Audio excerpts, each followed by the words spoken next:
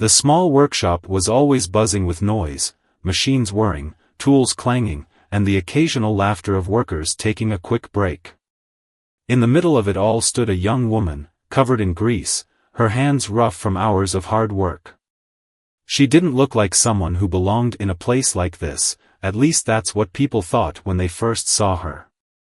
Every morning, she arrived early, put on her work overalls, and got straight to fixing engines, welding metal, and assembling parts.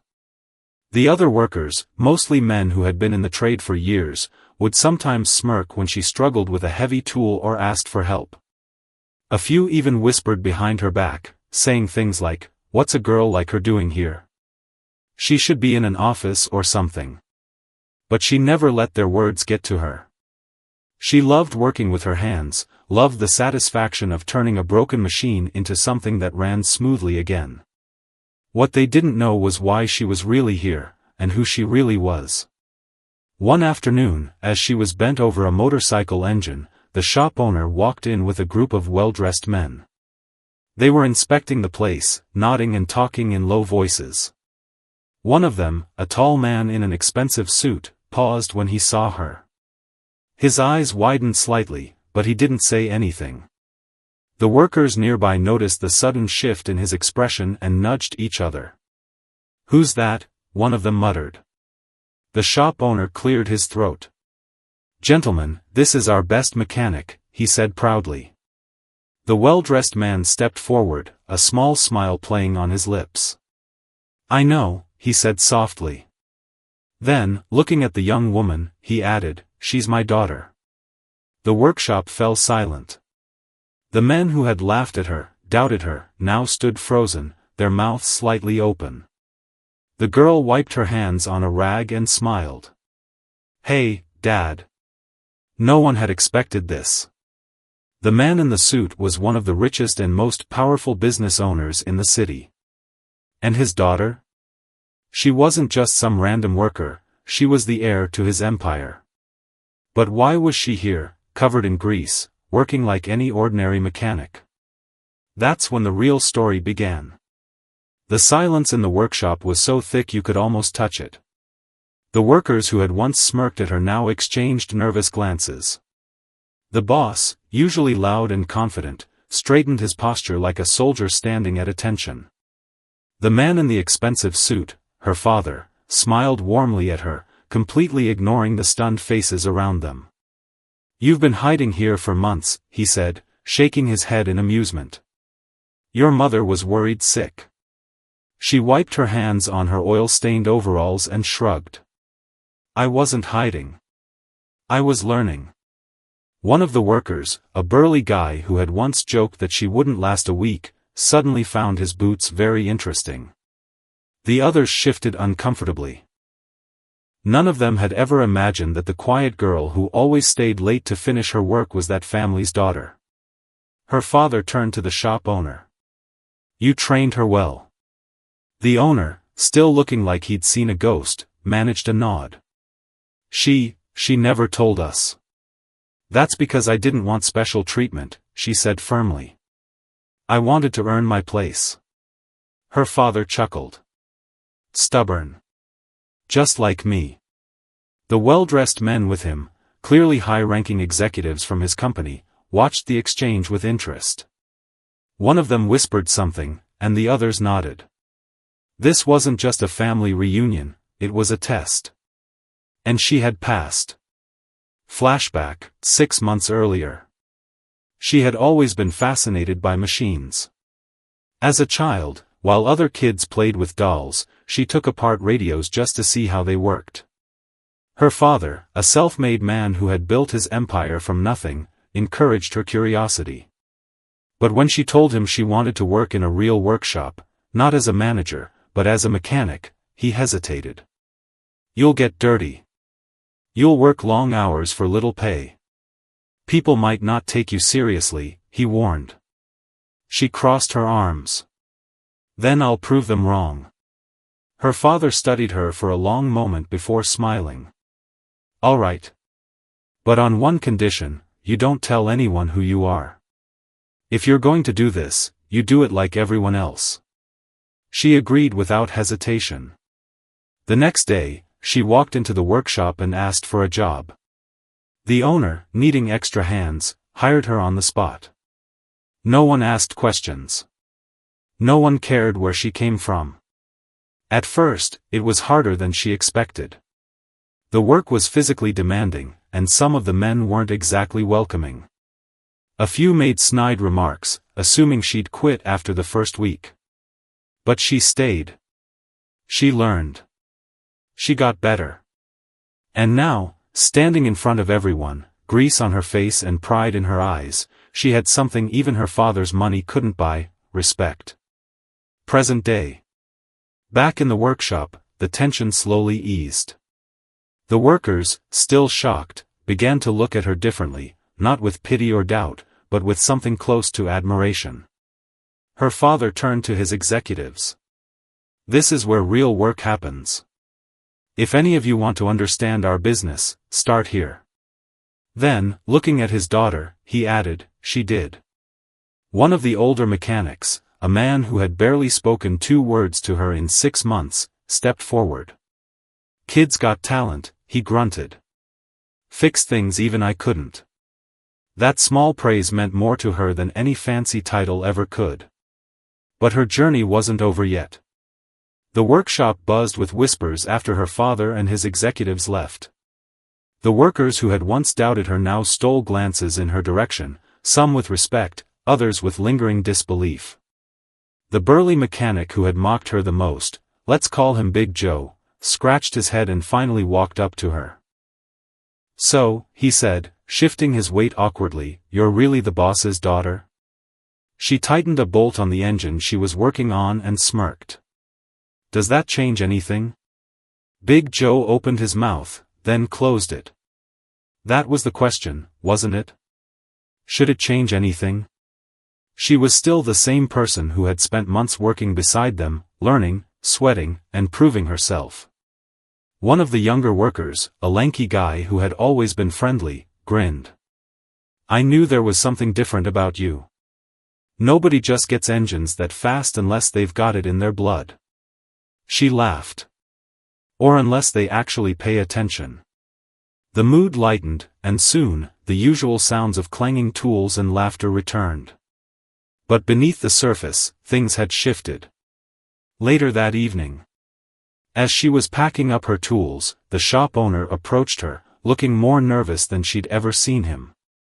"Listen," he said, rubbing the back of his neck, "I had no idea who you were. If I'd known." She cut him off. "That's the point. You didn't know. And you still gave me a chance." He exhaled, relieved. "Your father, he owns half the factories in this city. If he wanted, he could have sent you anywhere. Why here?"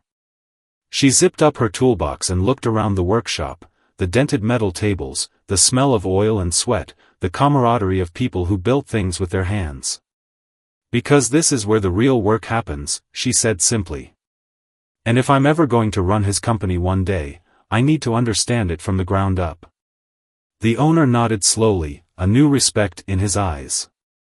The next morning, word had spread. When she arrived at work, a few unfamiliar faces loitered near the entrance, reporters, curious onlookers, even a couple of people holding cameras. Great. She ignored them and walked straight inside, but the attention didn't stop. Throughout the day, workers who had never spoken to her before suddenly found reasons to strike up conversations. Some were genuinely curious, others, she suspected, were just trying to get on her good side now that they knew who she was. Big Joe, surprisingly, became her unlikely ally. "Don't let it get to you," he muttered as they worked side by side on a stubborn transmission. "People act weird when money's involved." She glanced at him. "You're not acting weird." He shrugged. "I don't care who your dad is. You can either fix an engine or you can't. And you can." That might have been the nicest thing he'd ever said to her. Her father's visit. Just before lunch, her father returned, alone this time. He leaned against a workbench, watching her as she explained a repair to one of the newer workers. When she noticed him, she wiped her hands and walked over. "Back so soon?" He smiled. "I have a proposition for you." She raised an eyebrow. "Oh? 6 months ago, you wanted to prove yourself. You've done that. Now, I want you to come to the main office. Learn the other side of the business." She crossed her arms. "And leave all this? You don't belong here forever," he said gently. She looked around the workshop, at the grease-stained floors, the laughter of the workers, the satisfaction of turning something broken into something whole. "Maybe not," she admitted. "But I'm not done yet." Her father studied her, then nodded. "One more condition, then." "What?" "If you stay, you take on more responsibility. Train the new guys. Help streamline repairs. Show me what you've learned." A challenge. She grinned. "Deal." The real test begins. Over the next few weeks, she threw herself into the new role. She organized training sessions, suggested improvements to their workflow, and even helped land a big contract with a local shipping company. The workers who had once doubted her now came to her for advice. But not everyone was happy. One evening, as she was locking up, she overheard 2 mechanics talking in hushed tones. "Only got that contract because of who she is," one muttered. The other sighed. "Maybe. But you gotta admit, she knows her stuff." She clenched her jaw but kept walking. Proving herself had been hard enough before they knew the truth. Now, no matter what she did, some would always wonder, did she earn it, or was it handed to her? That doubt, that invisible hurdle, was her new challenge. And she wasn't backing down. The shipping contract should have been a victory. Instead, it became her next battle. News traveled fast in the industrial district, and by the next morning, everyone knew the workshop had landed a deal with Coastal Freight, one of the biggest transport companies in the region. But along with the congratulations came sideways glances and murmurs. "Must be nice having connections. Wonder how much Daddy had to pay for this one." She ignored them. The work spoke for itself. The client arrives. A sleek black car pulled up to the workshop the following Monday. Out stepped Mr. Halder, the stern-faced CEO of Coastal Freight, flanked by 2 assistants carrying clipboards. The shop owner rushed forward to greet him, but Halder's eyes scanned the garage until they landed on her. "So you're the one," he said, voice clipped. She wiped her hands on a rag and met his gaze. "Yes, sir. I've been overseeing your fleet maintenance plan." Halder turned to the shop owner. "I was told I'd be working with your lead mechanic. Not an intern." The air went stiff. Big Joe, tightening a bolt nearby, froze mid-turn. She stepped forward before the owner could stammer a reply. "I'm not an intern. I rebuilt 3 of the engines you're outsourcing to us. Check the work logs." Halder's eyebrow twitched, but he didn't back down. "I don't care what your last name is. This contract moves tons of cargo daily. I need someone with experience." A hush fell over the workshop. Even the whirring drills seemed to quiet. She held out a grease-streaked tablet. "Then you'll want to see this. The proof." Halder hesitated before taking the device. On screen, a side-by-side comparison of their workshop's repair times versus Coastal's previous vendor. Their team was 30% faster, with half the callback rate. "This you're doing?" Halder asked sharply. "Our doing," she corrected, nodding toward the other mechanics. "We redesigned the diagnostic process. Saves you 12 labor hours per truck."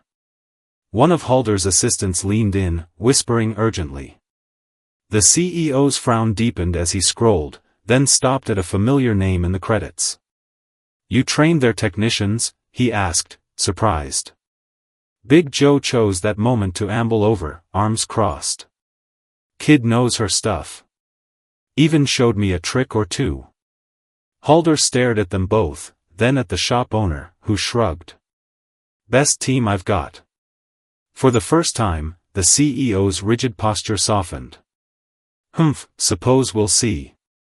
He handed back the tablet. First truck arrives Thursday. Don't disappoint me. As his car pulled away, the workshop erupted in chatter. Think he bought it? The lanky mechanic asked. She watched the dust settle on the road. Not yet. But he will. The ripple effect. Halder's skepticism lit a fire under the team. Suddenly, every nut was torqued to perfection, every weld inspected twice. Even the veterans double-checked their work, not for her sake, but for their own pride. Yet outside the shop, the whispers grew louder. At the supply depot, a vendor accidentally overcharged their order. The rival garage down the road suddenly underbid them on every job. And one evening, as she walked to her car, a voice called from the shadows. Must be easy when daddy buys your way in. She turned to see a smirking man in a competitor's uniform. You're from Granite Auto, right? She said calmly. Tell your boss his lift alignment's off. Saw it when I passed by yesterday. The man's smirk vanished. She got in her car and left him standing there. The family secret. That night, her father summoned her to his study. The room smelled of leather and old paper, walls lined with awards she'd seen her whole life, until she noticed one that didn't belong. A faded photo showed a young man in coveralls standing beside a pickup truck. The garage sign behind him read Halder and Sons. She blinked. You know him? Her father poured 2 glasses of whiskey. We apprenticed together. 30 years ago. The pieces clicked, Halder's sharp tone, the way he'd scrutinized her. He thinks you sent me to steal his business. Maybe. Her father handed her a glass. Or maybe he's wondering why my daughter cares more about Greece than boardrooms. She swirled the amber liquid, mind racing. This changed everything. The contract wasn't just business, it was personal. And Halder wasn't just testing the workshop. He was testing her. Thursday's trial. The coastal freight truck arrived at dawn, its engine knocking like a tired heartbeat. The team swarmed it, but she held up a hand. Let me. For 2 hours, she worked alone, every move watched by Halder's foreman. When she finally emerged, her shirt was soaked through. Well, the foreman demanded. She popped the hood. Main bearing failure. Replaced it and the oil pump, your driver's been skipping changes. The foreman's eyes widened. How'd you? Sludge buildup. She pointed to a dark streak inside the valve cover. Tell Mr. Halder his drivers need training. No amount of repairs will fix bad habits. As the truck rumbled to life, smooth and quiet now, the foreman pulled out his phone. She didn't need to hear the call to know what came next. The offer. Halder returned that afternoon. This time, he brought contracts. 5-year exclusive deal, he said, sliding the papers across the workbench. On one condition. She braced herself. You personally oversee my fleet mechanics. Teach them what you know. Around her, the team held their breath. She looked at her father's old rival, then at her grease-stained hands. This wasn't just about proving herself anymore. It was about building something that lasted. She reached for the pen. Deal. The coastal freight deal should have been the beginning of smoother days. Instead, strange things started happening. First, it was small stuff, a missing toolbox, an air hose that mysteriously unspooled overnight.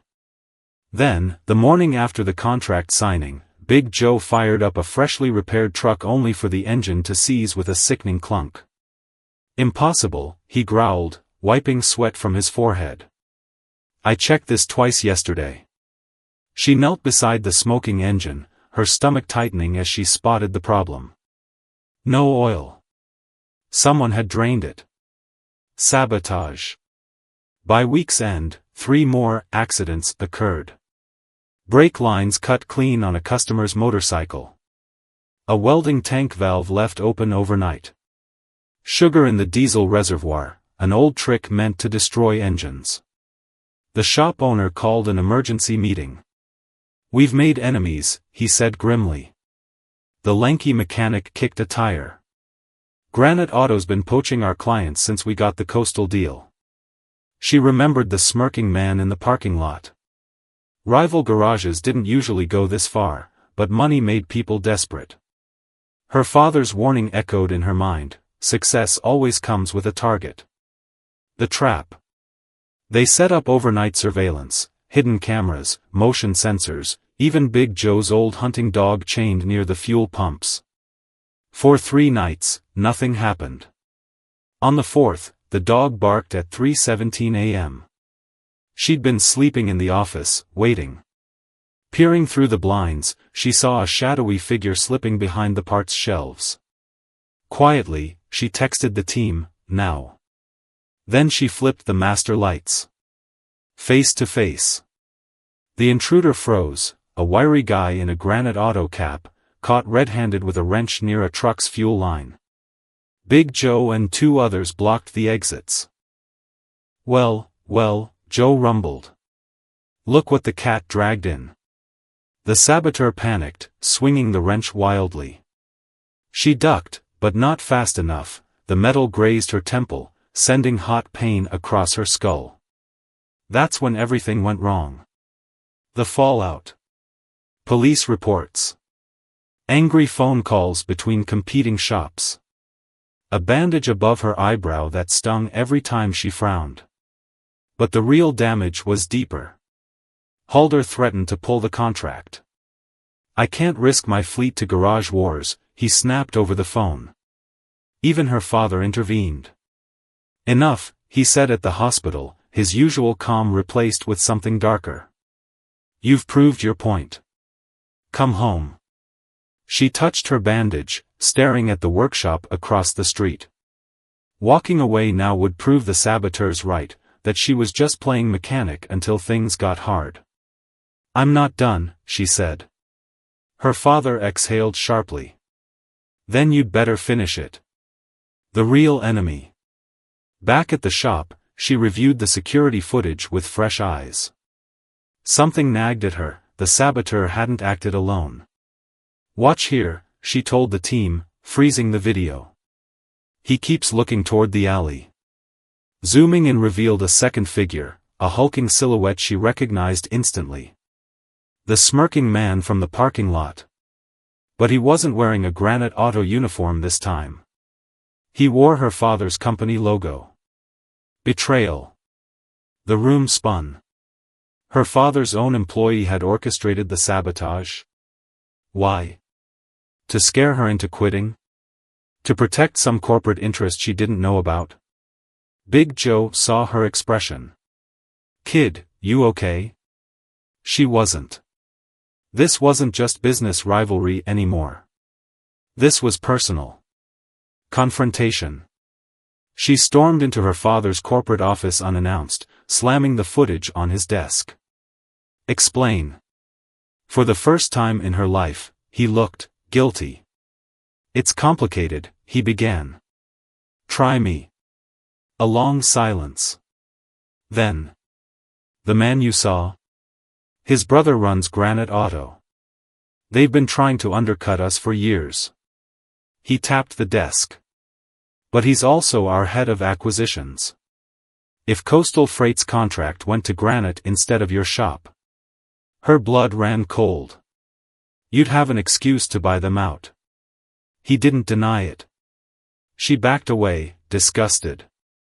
"You used me." "No," he said sharply. "I trusted you to handle it." The words hung between them, a challenge and an apology all at once. The choice. That night, she sat alone in the workshop, grease-stained rag in her hands. Everything she thought she knew, about her father, about why he'd really sent her here, was upside down. But the work itself? That was still true. The engines didn't lie. The team who'd stood by her didn't lie. A knock startled her. Halder stood in the doorway, holding 2 coffees. "Heard you had a rough week," he said gruffly, offering 1 cup. She took it, wary. "Here to cancel the contract?"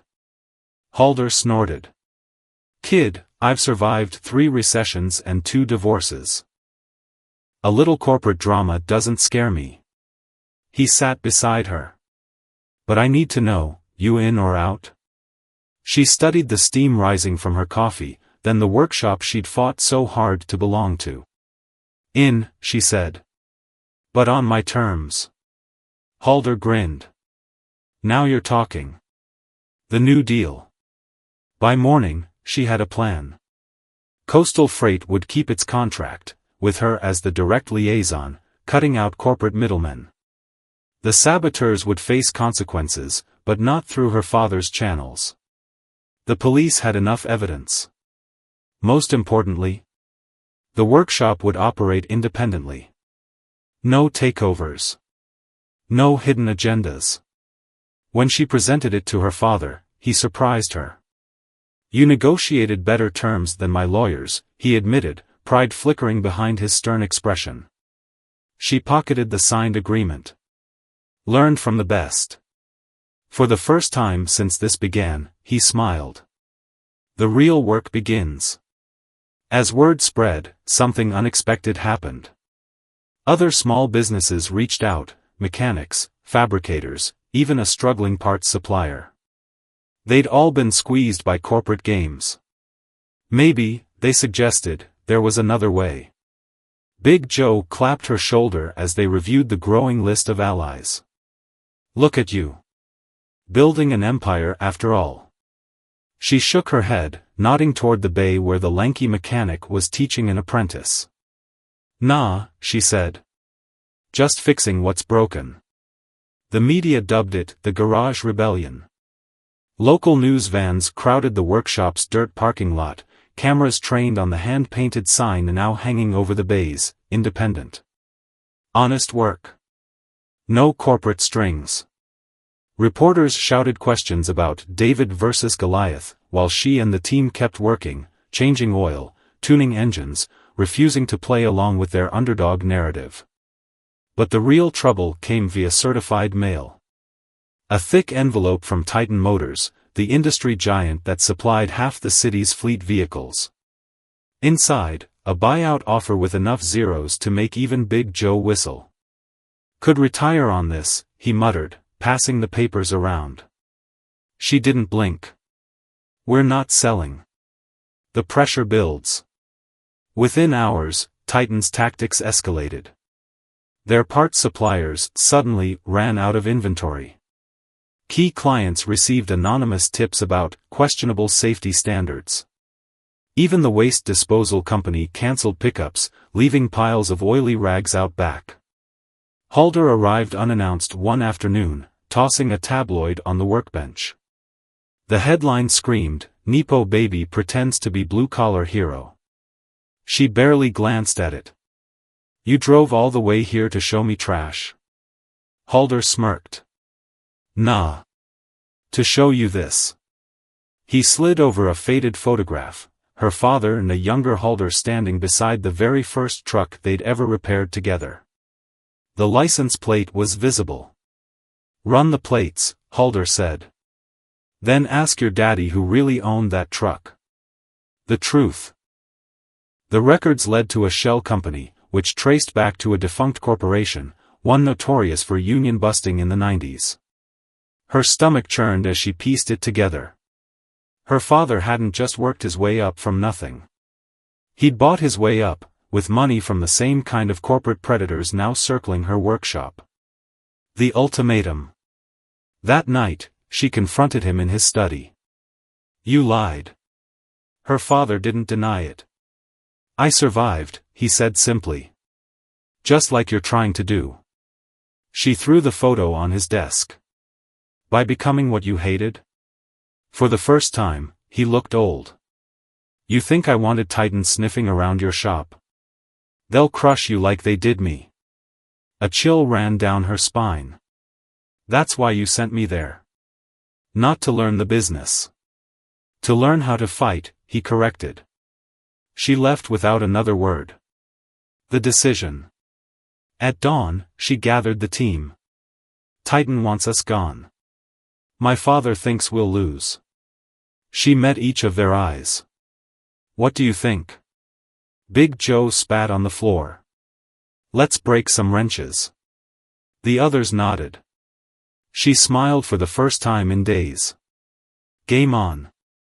The attack came at 3 a.m. Security cameras caught shadowy figures slicing tires, smashing windshields, and spray painting, sell or burn, across the workshop's roll-up doors. But the real damage was under the hoods. Every customer vehicle in the shop had its engine wiring sabotaged with precision cuts. She stood amidst the wreckage at dawn, fists clenched. This wasn't just intimidation. This was war. The unexpected ally. As the team assessed the damage, a black sedan rolled in. Out stepped a woman in sharp glasses, Titan Motors VP of Operations, according to the business card she offered. I had nothing to do with this, the woman said quietly, eyeing the destruction. But I know who did. She nearly laughed. Here to confess? No. The VP slid over a USB drive. Here to defect. The proof. The files were damning. Internal emails ordering the sabotage. Payment trails to the thugs.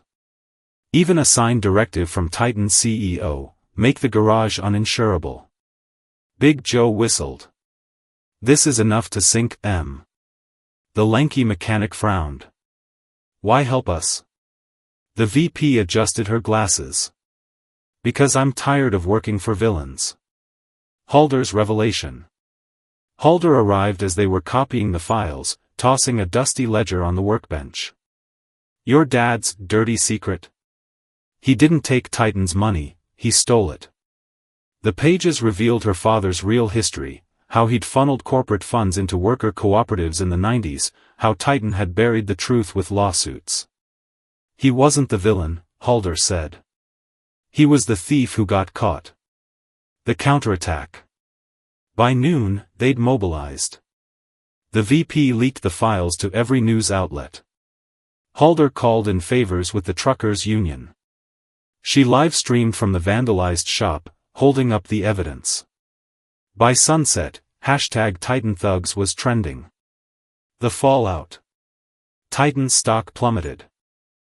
The CEO resigned to spend time with family. And as the police made arrests, she received one last message from her father. You fought better than I ever did. She pocketed her phone and grabbed a wrench. Time to rebuild.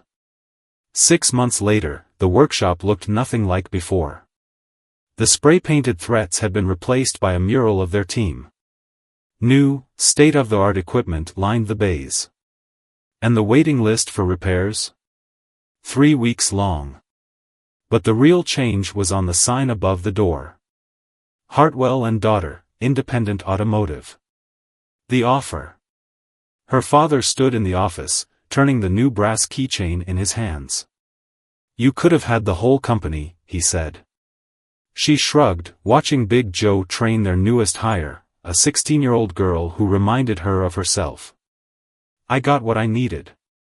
The truth was, she'd almost taken over his empire. Until the day Titan's former VP showed up with a proposal, let's build something better. The compromise. Now she spent mornings at corporate headquarters and afternoons elbow-deep in engines. Her father handled the boardrooms, she handled the garages. And the workers? They finally had a voice. Halder, of all people, brokered the first union contract. Never thought I'd die a bleeding heart, he grumbled, before giving everyone raises. The real victory. The media called it a workplace revolution. Business schools studied their model. But her proudest moment came quietly, when the lanky mechanic handed her a bent lug nut on a string. First part you ever fixed here, he said. Keep it close. She wore it under her shirt every day. The last surprise. On opening day, as she cut the ribbon, a familiar black sedan pulled up. Titan's disgraced CEO stepped out, thinner and grayer. The crowd tensed. But the man only nodded at the sign. "Your father stole my best idea 30 years ago," he said. "Took you to finish it. Then he got in line like any other customer." Epilogue. That night, she sat on the workshop's roof with her team, passing around a bottle of cheap whiskey. Below them, the city hummed, 1,000 engines they kept running. Big Joe raised his glass. To the kid who wouldn't quit. She smiled, clinking her bottle against his. Not the end. Just the first mile.